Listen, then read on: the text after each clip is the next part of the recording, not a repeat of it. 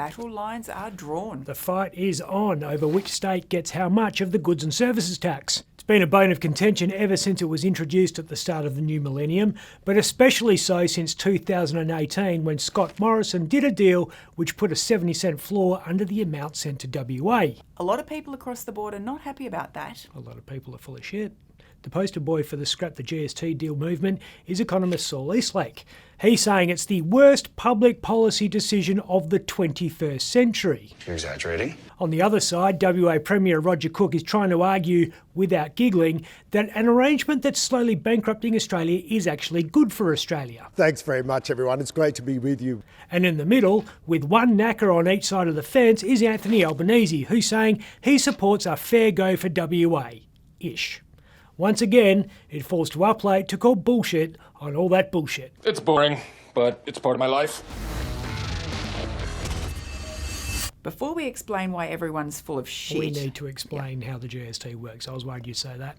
The goods and services tax was put in place by John Howard in the year 2000. John foisted it upon us, despite promising in the lead up to the 1998 election that he would, and I quote, never ever introduce a GST. No way that GST will ever be part of our policy. Never ever. Never ever, it's dead. He made that pledge after his predecessor John Hewson argued for a GST in the lead up to the 1993 election and got smashed. First by Mike Willesee, who asked him a pretty simple question. If I buy a birthday cake from a cake shop and GST is in place, do I pay more or less for that birthday cake? And then by Paul Keating, who accused him of economic vandalism. He's going troppo. Paul Keating being the guy who in 1985 argued for a goods and services tax, but was shut down by Bob Hawke. I have my moments. As you can see, history shows that on this issue, politicians have been lying, duplicitous bastards for the best part of 40 years. And the trend continues. The bigger the honeypot, the bigger the lie. And it's a big honeypot.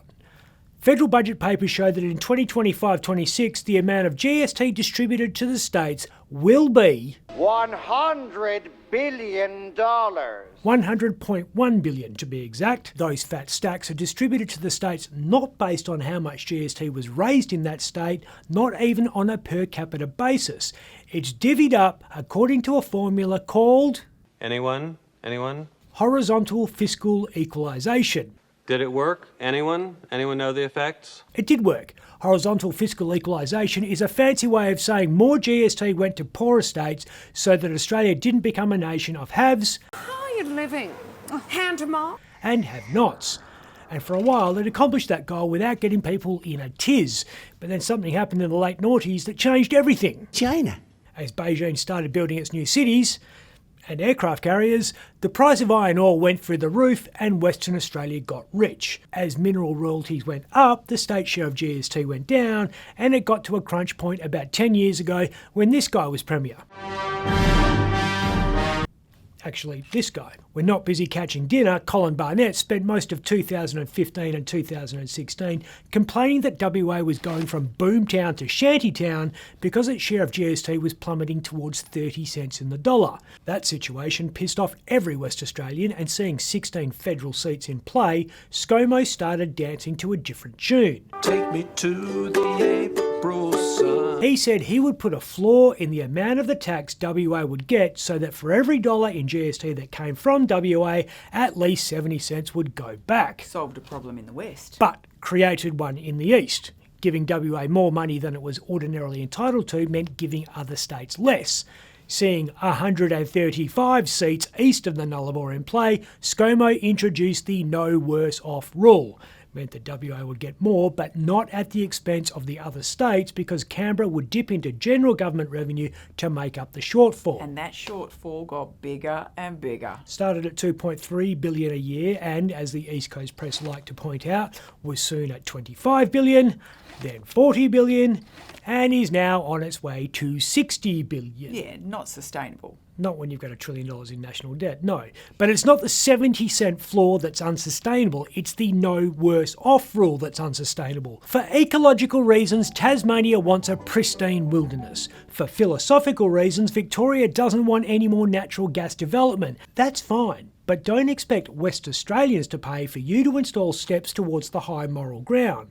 Saul Eastlake says it's only by dumb luck that WA happens to have vast mineral wealth. That logic fails to acknowledge that unlike in other areas of Australia, WA made the decision to develop those resources. Western Australian government's responsible for road infrastructure, port infrastructure, power, transmission lines, water utilities. Saul fails to properly take into account the historical truth that since the 19th century, West Australians paid the price for federal policies aimed at propping up inefficient manufacturing industries in the eastern states. We were net recipients of federal funds, but we had to drive Holden Chimeras as a quid pro quo. Designed by computer to cheat the win. Okay, and Roger Cook? Oh, he's full of it. Roger's banging on about GST revenue funding critical infrastructure, but then he's spending money on a new rugby team and a racetrack. I mean, come on. The deal is making sure we can deliver quality WA jobs, health and housing for Western Australians. Quality health and housing? Where? And Albanese? He says he supports the current GST deal, but that's only as long as the number of WA votes he gets from that support outweighs the number of votes he loses by screwing over the East Coast. The GST argument isn't about economics, it's about politics. Chill out a bit. I'm Ben Harvey.